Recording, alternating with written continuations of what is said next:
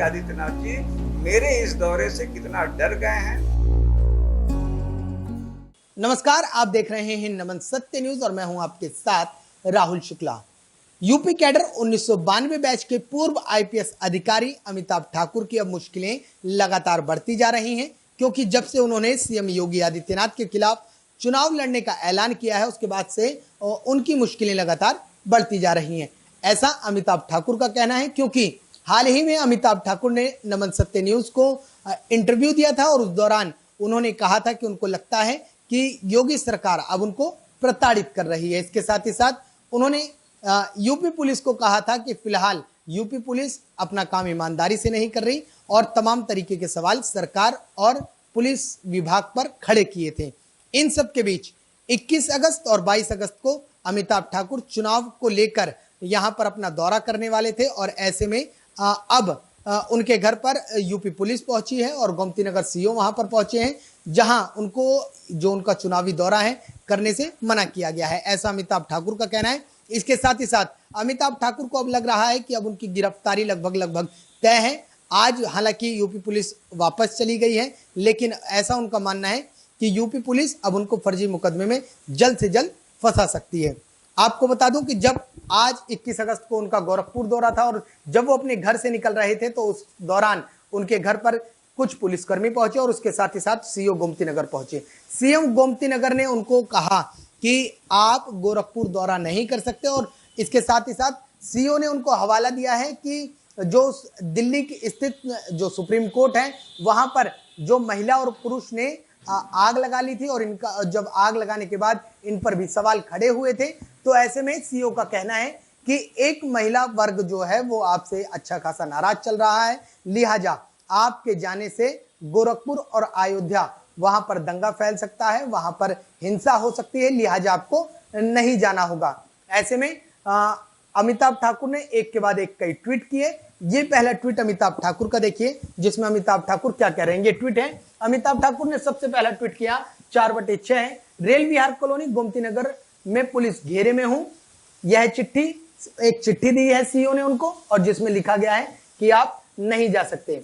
उसके बाद अमिताभ ठाकुर ने अपने ट्वीट में लिखा है कि आगे की बात बताऊंगा, अरेस्ट संभव है, दूसरे पक्ष में डर बहुत ज्यादा है और वो फिलहाल अभी जो मुझे गोरखपुर है वहां जाने नहीं दे रहे।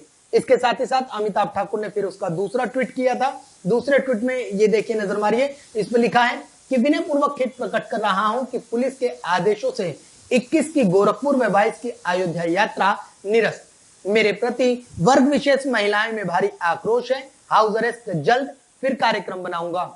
साथियों से हृदय से क्षमा याचना। योगी जी एक अदने आदमी से इतना डर गए, यहीं से हमारी जीत शुरू हो रही है, ऐसा अमिताभ ठाकुर ट्वीट कर रहे हैं। कुल मिलाकर उसके बाद अमिताभ ठाकुर ने एक ट्वीट और किया जिसमें अपना उन्होंने वीडियो फुटेज शेयर किया, जिसमें उन्होंने कहा है कि मैं एक अदना सा आदमी और मेरे से योगी आदित्यनाथ डर रहे हैं। मेरा आज जिस तरीके से गोरखपुर का दौरा था और उसके बाद 22 तारीख को अयोध्या का दौरा था, तो ऐसे में योगी सरकार अब उन्हें जाने नहीं दे रही। जब मैं सुबह अपने उस साथी के साथ गोरखपुर जाना चाह रहा था, उनके आवास पहुंचा तो सीओ गोमती नगर और भारी संख्या में पुलिस बल वहां आ गई। उन्होंने मुझे कहा कि आप गोरखपुर नहीं जा सकते। मैंने पूछा कि क्या मामला है, तो उन्होंने कहा कि आपकी सुरक्षा को खतरा है। मैंने कहा कि यदि सुरक्षा को खतरा कोई मामला है तो निश्चित रूप से योगी आदित्यनाथ जी को कहीं नहीं जाना चाहिए, क्योंकि योगी आदित्यनाथ जी के बारे में कहा जाता है कि उनको हर किसी से खतरा है, आईएसआई से खतरा है, तमाम लोगों से खतरा है, लेकिन उनको जाते हैं, सुरक्षा व्यवस्था की जाती है। इसीलिए मेरी सुरक्षा व्यवस्था की जाए, न कि खतरे के नाम पर रोका जाए। इसके बाद भी मुझे नहीं जाने दिया गया। मैंने लिखित में एक पत्र दिया, उसके उत्तर में उन्होंने एक अजीबोगरीब बहाना बनाया कि चूंकि सुप्रीम कोर्ट के सामने एक महिला और पुरुष ने आत्महत्या का प्रयास किया, जो रेप का मामला है एक एमपी से संबंधित, उसको लेके महिलाओं में वर्ग विशेष में आपके प्रति भारी आक्रोश है, इसीलिए आप गोरखपुर और फैजाबाद नहीं जा सकते। यह एक अजीबोगरीब बहाना है, क्योंकि जाहिर स्पष्ट है कि यदि इस बात को लेके मेरे ऊपर खतरा है तो मुझे सुरक्षा देनी चाहिए थी, मेरे घर पे सुरक्षा लगानी चाहिए थी। न तो घर पे सुरक्षा है, न मुझे सुरक्षा दी गई है। और सिर्फ गोरखपुर और अयोध्या में ही क्यों खतरा है और कब तक खतरा है? कहने का मतलब यह है कि सीधे सीधे यह बात दर्शाता है कि योगी आदित्यनाथ जी मेरे इस दौरे से कितना डर गए हैं और मुझे ये बड़ा हास्यास्पद लग रहा है कि इतना बड़ा नेता, खुद को बड़ा नेता कहने वाला, कद्दावर नेता कहने वाला मुख्यमंत्री एक अदने से आदमी से जो अकेला अपनी पत्नी के साथ जा रहा था गोरखपुर, यदि वो इससे इतना भयभीत हो जाते हैं तो यह उनकी वास्तविकता को, वास्तविक स्थिति को प्रकट करता है। यह न सिर्फ लोकतंत्र की हत्या है, बल्कि योगी आदित्यनाथ जी के असली चाल, चेहरा, चरित्र और उनकी वास्तविक स्थिति को सामने ला रहा है। बहरहाल एक ये बड़ी बात है कि जिस तरीके से अगर कोई लोकतांत्रिक इस भारत में अगर अपनी बात रखना चाहता है, अगर चुनाव लड़ना चाहता है, तो वो बिल्कुल स्वतंत्र है और वो कर सकता है जो वो करना चाहता है।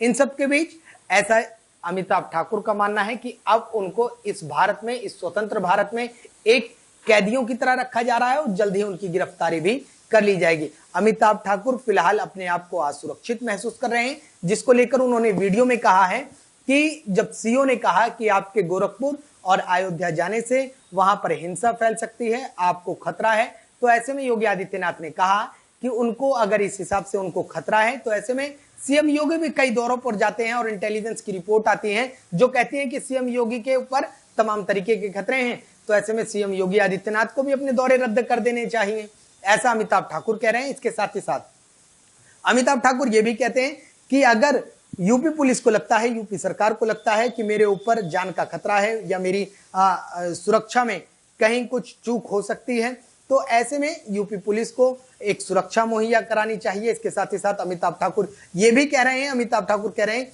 कि अगर उनको लगता है कि मेरे घर पर हमला हो सकता है तो ये सारी जिम्मेदारी उत्तर प्रदेश सरकार की है और उत्तर प्रदेश पुलिस की है। बहरहाल अब जो अमिताभ ठाकुर का आज का दौरा था, जो वो चुनावी दौरा करने वाले थे गोरखपुर का और फैजाबाद का यानी कि अयोध्या का, वो फिलहाल उन्होंने निरस्त कर दिया है। इसके साथ ही उन्होंने कहा है कि वो अगली फिर से तैयारियां करेंगे और इसके साथ ही उन्होंने कहा है कि योगी सरकार अभी तक सिर्फ गोरखपुर में उनके प्रतिनिधियों को प्रताड़ित कर रही थी, लेकिन अब यह सिलसिला अयोध्या में भी शुरू हो चुका है। उनके प्रतिनिधियों से लेकर पूछताछ की जा रही है, मतलब एक तरीके से रैकी की जा रही है और तरह तरह की बातें पूछी जा रही हैं।